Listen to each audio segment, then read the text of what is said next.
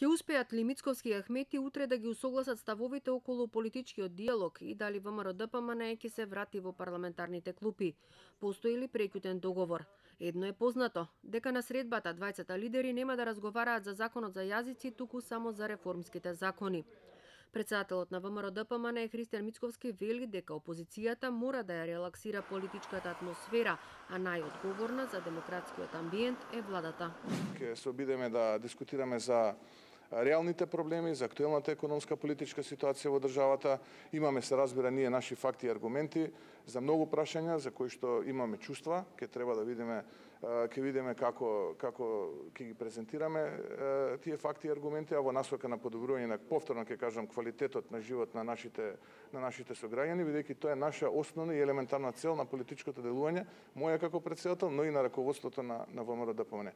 Како од оваа земја да направиме подобро парче за живење. Тоа е наша основна цел.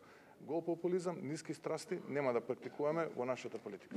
Лидерот на ДУИ Али Ахмети најави дека на средбата ќе се разговара само за законите кои се од бенефит за државата. Ќе разговараме за реформските закони, за оние кои се од интерес за побрзо приближување кон Европската Унија, но не и за амандманите на законот за јазици кои ги поднесе ВМРО-ДПМНЕ. Тоа прашање нема да го отворам, ниту пак ќе направам некакви напори за да го убедам лидерот на опозицијата да ги повлече. Законот за јазици е друго прашање и друга стратегија. Од исходот на средбата ќе зависи и кога ќе биде свикана пленарна седница за реформските закони за кои интензивно работат работните групи на СДСМ и на ВМРО-ДПМНЕ, а за чие носење е потребно двотретинско мнозинство. Има напредок и делумно согласување на ставовите за законите за следење на комуникациите, за полиција, за судски совет, за обвинителство, за заштита на сведоци и за класифицирани информации. На маса се ставени предлозите за измени на собранискиот деловник и кодексот за пратениците, прашања за кои ќе се разговара во рамките на процесот Жан Моне кој ќе се одржи во Охрид.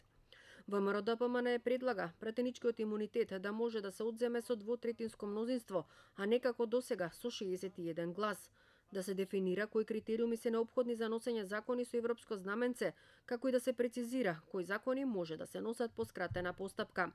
Ке се бара одговорност за председавачот на комисијата или пленарната седница, доколку се прекршат деловничките процедури. Со свој предлози ќе настапи и СДСМ. Од една партија да нема повеќе пратенички групи, да се зголемат ингеренциите на подпредседателите на собранието, да се ограничи времето за одговор на премиерот и министрите за пратенички прашања, а конститутивната седница за избор на влада да трае 48 часа. Двете партии имаат идентичен став за собранискиот буџет и за собраниското обезбедување. Ке се бара целосна независност на буџетот со цел да се оттргне зависноста од владата која определува висината на средствата за финансирање на собранието. Треба да се регулира и начинот на собраниско обезбедување, кое во моментов е под контрола на МВР.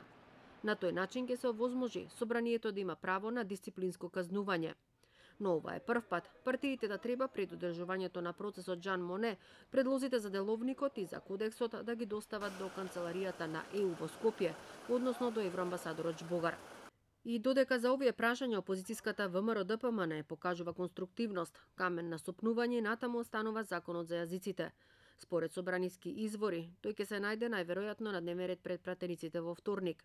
Неизвестно е присуството на опозицијската ВМРО-ДПМНЕ и каков ќе биде исходот од гласањето.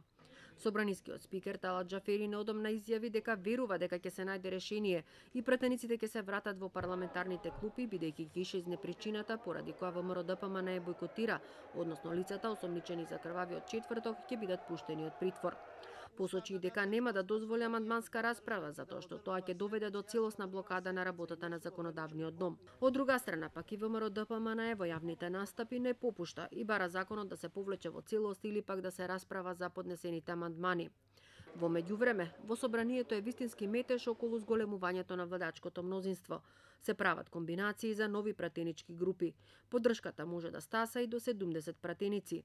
Беса предводена од Гаши најави отпочнување преговори за влез во извршната власт, а не е исклучена и можноста тоа да го стори и ДПА.